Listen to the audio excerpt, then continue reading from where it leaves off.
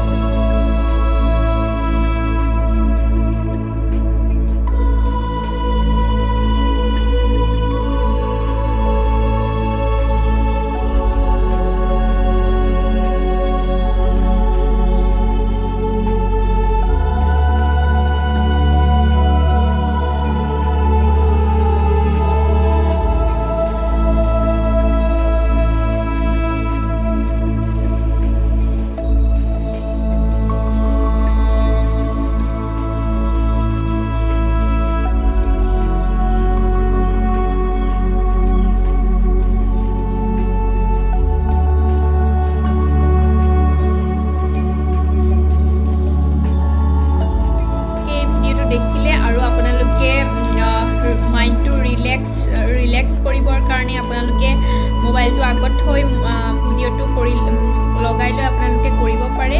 তো ভিডিঅ'টো ভাল লাগিলে লাইক কৰিব, কমেণ্ট কৰিব এণ্ড ছাবস্ক্ৰাইব কৰিব, লগতে বেল আইকনটো ক্লিক কৰিব।